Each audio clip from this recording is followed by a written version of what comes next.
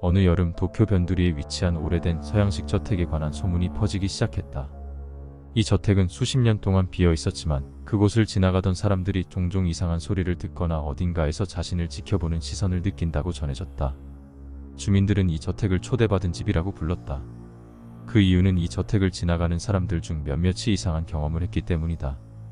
이야기는 한 젊은 남자가 인터넷에서 그 저택에 대한 소문을 접한 것으로 시작된다. 그는 유령이나 괴담에 대해 큰 관심을 가지고 있었고 그 저택을 탐험해 보기로 결심했다. 그의 이름은 타케시였다. 타케시는 여름밤 친구 2명과 함께 그 저택을 찾았다. 저택은 오래된 서양식 건물로 황량한 정원과 붉게 녹슬어 있는 철문이 그들을 맞이했다. 문을 밀고 들어가니 낡은 나무 계단이 삐걱거리며 그들의 발소리를 따라 울렸다. 어둠 속에서 저택은 오랜 시간 동안 버려진 듯한 느낌을 주었지만 동시에 그곳에 무언가가 존재하고 있다는 불길한 기운이 감돌았다. 그들이 저택의 내부를 탐험하기 시작했을 때 갑자기 타케시는 한 어린 소녀의 목소리를 들었다. 오이데, 와요. 라는 말이었다. 타케시는 순간 멈춰서 주위를 둘러보았지만 아무도 보이지 않았다. 친구들에게 물어보았지만 그들은 아무 소리도 듣지 못했다고 말했다. 그러나 타케시는 분명히 그 목소리를 들었다고 확신했다. 그리고 다시 그 소녀의 목소리가 들려왔다. 오이데. 이번에는 더욱 분명하고 가까운 곳에서 들려왔다. 타케시는 그 소리를 따라가기로 결심했다. 그는 친구들에게 그 목소리가 들린다고 말하며 혼자서 저택의 깊은 곳으로 들어갔다. 친구들은 그를 말렸지만 타케시는 단호했다.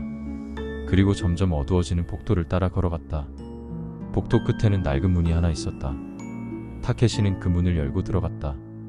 그곳은 오랜 시간 동안 아무도 들어오지 않은 것 같은 방이었다. 벽지는 바랬고 먼지가 가득했다. 그러나 방 한 구석에서 타케시는 희미한 빛을 보았다. 그리고 그 빛 속에서 한 소녀가 서 있었다. 그녀는 하얀 원피스를 입고 있었고 긴 머리가 얼굴을 가리고 있었다. 타케시는 그 소녀가 그를 바라보고 있다는 것을 느꼈다. 그리고 소녀는 다시 말했다. 오이데. 타케시는 마치 주문에 걸린 듯 그녀에게 다가갔다. 그 순간 방 안의 온도가 급격히 떨어지며 숨이 막힐 듯한 한기가 감돌았다. 그가 소녀에게 손을 뻗으려는 순간 그녀는 고개를 들어 타케시를 바라보았다. 그 순간 타케시는 얼어붙었다. 소녀의 얼굴은 눈, 코, 입이 없이 완전히 텅 빈 공간이었다. 그 순간 방 안에 불빛이 꺼지며 타케시는 비명도 지르지 못한 채 어둠 속으로 빨려 들어갔다. 타케시가 사라진 지 몇 분이 지났을 때 그의 친구들은 불안감을 느끼기 시작했다. 처음에는 그가 장난을 치고 있다고 생각했지만 시간이 지나면서 상황이 심상치 않다는 것을 깨달았다. 그들은 타케시가 들어간 복도를 따라가기로 결심했다. 복도를 따라 걸을 때 그들은 주변의 분위기가 점점 이상해지고 있음을 느꼈다. 공기는 차가워졌고 어둠은 점점 짙어졌다. 그들은 마치 보이지 않는 무언가가 자신들을 지켜보고 있다는 느낌을 떨칠 수 없었다. 타케시, 어디 있어? 친구들 중 한 명이 외쳤지만 대답은 돌아오지 않았다. 그들은 복도 끝에 있는 낡은 문 앞에 멈췄다. 문은 반쯤 열려 있었고 그 안으로 들어가고 싶지 않은 불길한 느낌이 들었다. 그러나 타케시를 찾기 위해서는 어쩔 수 없었다. 친구들은 서로 눈을 마주쳤다. 한 명이 먼저 손을 뻗어 문을 열었다. 방 안으로 들어가니 그곳은 차갑고 어두웠다. 손전등의 불빛이 방 안을 비추었지만 타케시는 보이지 않았다. 방 안은 먼지로 가득했고 오래된 가구들이 흩어져 있었다. 그들은 방을 살펴보았지만 타케시의 흔적을 찾을 수 없었다. 그 순간 방 한쪽에서 이상한 소리가 들렸다. 그들은 놀라 뒤를 돌아보았다. 벽에 걸린 거울이 떨리기 시작하더니 갑자기 깨져버렸다. 산산조각난 거울의 파편들이 바닥에 흩어지면서 방 안의 온도가 더욱 낮아졌다. 그들은 공포에 질린 채 서로를 바라보았다. 그리고 그 순간 방의 한 구석에서 희미한 빛이 다시 나타났다. 그 빛은 처음 타케시가 사라졌던 그 자리에서 어렴풋이 빛나고 있었다. 친구들은 그 빛을 향해 다가갔다. 빛 속에는 타케시가 있었다. 그러나 그의 모습은 전혀 달라 보였다. 그는 여전히 그 자리에 서 있었지만 그의 표정은 공포에 질려 있었고 움직이지 않았다. 그의 눈은 무언가를 바라보고 있었지만 그 무엇도 보지 못하는 것처럼 텅 빈 시선을 하고 있었다. 한 친구가 타케시의 어깨를 흔들며 타케시, 여기서 나가자 라고 말했지만 타케시는 아무런 반응도 보이지 않았다. 그의 몸은 마치 얼어붙은 것처럼 차갑고 딱딱해졌다. 다른 친구가 타케시를 끌어내려고 했지만 그의 손이 타케시의 몸을 스치자마자 차가운 전류가 흐르듯 얼어붙은 느낌이 들었다. 그리고 그 순간 방 안의 불빛이 갑자기 사라졌다. 그들은 그 순간 다시 타케시의 목소리를 들었다. 그러나 그 목소리는 타케시의 입에서 나온 것이 아니었다. 방 안 어디선가 그 목소리가 다시 속삭였다. 오이데. 이번에는 훨씬 더 가까이에서 들려왔다. 친구들은 그 소리를 듣고 주위를 둘러보았지만 아무것도 보이지 않았다. 공포에 휩싸인 친구들은 더 이상 이곳에 머물 수 없다고 판단하고 방을 빠져나가려고 했지만 문은 이상하게도 잠겨 있었다. 그들은 문을 열기 위해 필사적으로 노력했지만 문은 꿈쩍도 하지 않았다. 그때 방 안의 어둠 속에서 또 다른 빛이 나타났다. 그것은 방의 중앙에서 서서히 다가오고 있었다. 빛 속에 서 있는 것은 처음 타케시가 보았던 그 소녀였다. 그녀는 하얀 원피스를 입고 있었고 얼굴은 여전히 텅 비어 있었다. 그녀는 그들을 바라보며 서 있었다. 친구들은 그 자리에 얼어붙어 버렸다. 그 순간 소녀는 다시 한번 속삭였다. 오이데. 그리고 소녀의 손이 서서히 친구들을 향해 다가왔다. 그들은 그 소녀가 점점 가까이 다가오는 것을 보며 공포에 사로잡혔다. 그리고 갑자기 방 안의 모든 것이 혼란에 빠졌다. 바람이 불기 시작했고 방 안의 물건들이 공중에 떠오르며 날아다녔다. 그들은 필사적으로 방을 탈출하려고 했지만 문은 열리지 않았다. 소녀는 점점 가까워졌고 그들이 느낀 공포는 절정에 달했다. 방 안에서 공포에 질린 채 문을 열기 위해 애쓰던 친구들은 문이 전혀 움직이지 않자 점점 절망에 빠졌다. 소녀의 존재는 그들을 압도하며 그들이 어디로 도망치든 계속해서 그들을 따라왔다. 그녀의 빈 얼굴이 가까워질수록 그들은 공포 속에서 그 소녀가 자신들을 덮칠 것 같은 느낌을 떨칠 수 없었다. 그 순간 방 한쪽 구석에서 이상한 소리가 들렸다. 그 소리는 마치 어딘가에서 문이 열리는 소리처럼 들렸고 친구들은 그 소리가 나는 쪽으로 시선을 돌렸다. 방의 어두운 구석에서 바닥이 갑자기 열리며 낡고 작은 나무 계단이 아래로 이어지는 것을 발견했다. 저기서 나갈 수 있을지도 몰라. 친구들 중 한 명이 외쳤다. 그들은 계단을 내려가기로 결심했다. 그러나 문제는 계단이 매우 좁고 어두워서 무언가가 그들을 기다리고 있을지도 모른다는 공포였다.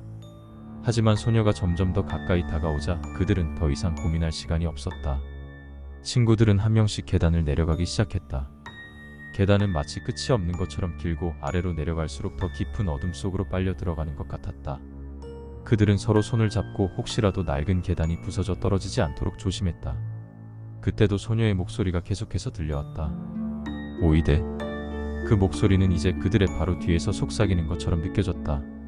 마치 소녀가 바로 뒤에서 그들을 따라 내려오고 있는 것 같았다. 그들은 가슴이 뛰는 소리를 느끼며 더 빨리 계단을 내려갔다. 그러나 아무리 내려가도 계단은 끝나지 않았다. 그리고 어느 순간 그들은 계단이 더 이상 내려가는 것이 아니라 다시 올라가고 있다는 것을 깨달았다. 뭐지 이게? 왜 올라가고 있지? 한 친구가 혼란스러운 목소리로 말했다. 그러나 그들은 멈출 수 없었다. 계단은 그들을 점점 더 이상한 방향으로 끌고 갔고 끝이 보이지 않는 듯 했다. 그리고 점점 그들이 발을 딛는 계단이 부서지기 시작했다. 나무가 삐걱거리며 부서지기 직전에 소리를 내고 그들은 계단에서 발을 헛들까 봐 두려워졌다. 그러나 뒤에서 들려오는 소녀의 목소리는 점점 더 가까워졌다. 그들은 더 이상 멈출 수 없었다. 더 이상 멈추지 않고 계단을 오르자 드디어 눈앞에 문이 하나 보였다. 그들은 문이 열려있는 것을 보고 기쁨에 차서 달려갔다. 문을 열고 그들이 도착한 곳은 다름 아닌 저택에 처음 그들이 들어왔던 복도였다. 그러나 그 복도는 이제 완전히 달라 보였다. 모든 것이 뒤틀리고 어둠 속에서 꿈틀거리는 그림자들로 가득했다. 그들은 복도를 따라 달리기 시작했다. 그러나 복도의 끝은 보이지 않았다. 마치 무한히 이어지는 미로처럼 그들이 어디로 가든 끝이 없었다. 그들은 점점 지쳐갔고 탈출할 수 없다는 절망감이 그들을 압도하기 시작했다. 그리고 그들이 마지막으로 멈춰서 숨을 고르려는 순간 그 소녀가 복도 한가운데에 다시 나타났다. 이번에는 그녀의 모습이 더 또렷해졌고 그 빈 얼굴은 이제 더 이상 단순히 공포스러운 존재가 아니라 그들을 잡아먹을 것 같은 악의적인 기운을 풍기고 있었다. 오이데.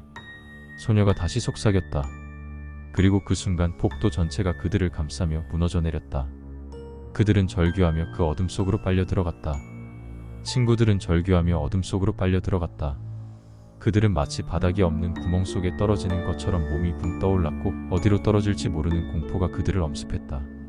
그 순간 모든 것이 정지한 듯한 고요 속에서 그들은 낯선 공간에 서 있는 자신들을 발견했다. 그들이 도착한 곳은 저택의 지하실처럼 보였다. 벽은 축축하고 곰팡이가 피어 있었으며 공기는 숨을 쉴 수 없을 정도로 무거웠다. 그러나 더 섬뜩한 것은 지하실 곳곳에 놓인 낡고 부서진 가구들과 바닥에 흩어진 의문의 물건들이었다. 마치 이곳이 과거에 누군가의 은신처였던 것처럼 보였다. 그러나 지하실 한가운데 놓인 것은 그들의 시선을 붙잡았다. 오래된 낡은 의자에 묶여있는 시체가 있었다. 그것은 눈을 감고 있었지만 얼굴에는 끔찍한 고통이 새겨져 있었다. 그의 목은 불길하게도 비틀려 있었고 손목과 발목은 녹슨 쇠사슬에 단단히 묶여 있었다. 친구들은 그 끔찍한 광경에 충격을 받았지만 그들은 공포에 질려 그 자리에서 움직일 수 없었다. 그때 갑자기 그 시체가 천천히 움직이기 시작했다. 그의 눈이 천천히 떠졌고 그들 쪽을 바라보았다. 그 눈은 빈 껍데기처럼 텅 비어 있었고 그 안에서 깊은 어둠이 흘러나오는 것 같았다. 시체의 입이 서서히 열리더니 낮고 가느다란 목소리가 흘러나왔다. 도망칠 수 없다. 이곳에서 벗어날 수 없을 것이다. 그 목소리는 무언가 오래된 저주처럼 들렸고 그들의 심장을 옥죄었다. 그들이 공포에 질려 뒷걸음질 치려 할 때 지하실의 벽에서 피처럼 붉은 액체가 스며나오기 시작했다. 그 액체는 천천히 바닥을 덮으며 그들을 향해 다가왔다. 그들은 그 액체에 닿지 않기 위해 필사적으로 몸을 피하려 했지만 피할 곳은 없었다. 그때 지하실의 어딘가에서 다시 그 소녀의 목소리가 들려왔다. 오이데. 이번에는 그녀의 목소리가 더욱 뚜렷하게 들렸고 그들은 고개를 돌려 그 소리가 나는 쪽을 바라보았다. 그녀는 지하실의 어두운 구석에서 서서히 걸어 나왔다. 여전히 하얀 원피스를 입은 그녀는 이제 더 이상 그들에게서 멀지 않았다. 그녀의 얼굴은 여전히 텅 비어 있었고 그녀의 손은 그들을 향해 뻗어 있었다. 오이데. 그녀는 천천히 다가왔다. 그녀의 발걸음마다 지하실의 공기가 더 차갑고 무겁게 가라앉았다. 그들은 움직일 수 없었다. 그 소녀의 존재는 그들의 몸을 마비시켰고 그들이 아무리 도망치고 싶어도 그 자리에 묶여버린 것처럼 꼼짝할 수 없었다. 그 순간 지하실의 벽이 갑자기 무너져 내리며 그들은 또다시 어둠 속으로 빨려 들어갔다. 이번에는 어딘가로 떨어지는 것이 아니라 그 어둠 속에서 뭔가에 의해 잡히고 끌려가는 느낌이었다. 그들은 절규하며 어둠 속에서 발버둥쳤지만 그들을 감싸고 있는 힘은 너무나도 강력했다. 그리고 마침내 그들은 다시 눈을 떴을 때 자신들이 처음 저택에 들어왔던 그 복도에 서 있다는 것을 깨달았다. 그러나 이번에는 모든 것이 뒤틀리고 왜곡되어 있었다. 복도는 끝없이 이어져 있었고 벽과 천장은 꿈틀거리며 마치 살아있는 것처럼 움직였다. 그들은 이제 이곳이 현실이 아니라는 것을 확신하게 되었다. 이 저택은 그들을 붙잡아 놓고 그들이 절대 빠져나갈 수 없는 악몽 속에 가두고 있었다. 그들이 어디로 도망치든 그 소녀는 그들을 따라왔고 그들의 앞길을 가로막았다. 친구들은 이제 완전히 공포에 질려버렸다. 그들은 서로를 부여잡고 이 악몽에서 벗어날 방법을 찾으려 했지만 모든 문은 닫혀 있었고 모든 길은 그들을 더 깊은 어둠 속으로 인도하고 있었다. 그리고 그들이 마침내 절망 속에서 무너져 내렸을 때 그 소녀가 마지막으로 속삭였다. 오이데. 이번에는 아주 가까이에서 바로 그들의 귀에 대고 말하는 것처럼 들렸다. 친구들은 절망 속에서 소녀의 마지막 속삭임을 듣고 마침내 그들이 이 상황에서 벗어날 수 없다는 것을 깨달았다. 그들은 이 저택에 의해 완전히 사로잡혀 있었고 이곳에서 영원히 빠져나갈 수 없을 것이라는 공포가 그들의 마음을 짓눌렀다. 그들은 이제 어떻게든 이 끝없는 악몽에서 벗어날 방법을 찾기 위해 필사적으로 움직이기 시작했다. 복도는 끝없이 이어지고 모든 문은 그들을 더욱 깊은 어둠 속으로 인도하는 듯했다. 그들은 자신들이 어디에 있는지조차 알 수 없었고 이 저택의 미로 속에서 길을 잃은 채 방황했다. 그들이 마지막으로 문을 열고 들어간 방은 다른 방들과는 달리 이상하게도 밝고 깨끗했다. 방 중앙에는 오래된 나무 상자가 하나 놓여 있었고 그 위에는 낡은 일기장이 올려져 있었다. 일기장은 먼지가 쌓여 있었지만 마치 그들이 오기를 기다렸다는 듯 깨끗하게 보존되어 있었다. 그들은 일기장을 펼쳐 읽기 시작했다. 일기장은 이 저택에 살았던 소녀의 기록이었다. 소녀는 오래전 이곳에 살던 가족 중 하나였고 그녀의 가족은 이 저택에서 끔찍한 일을 겪었다.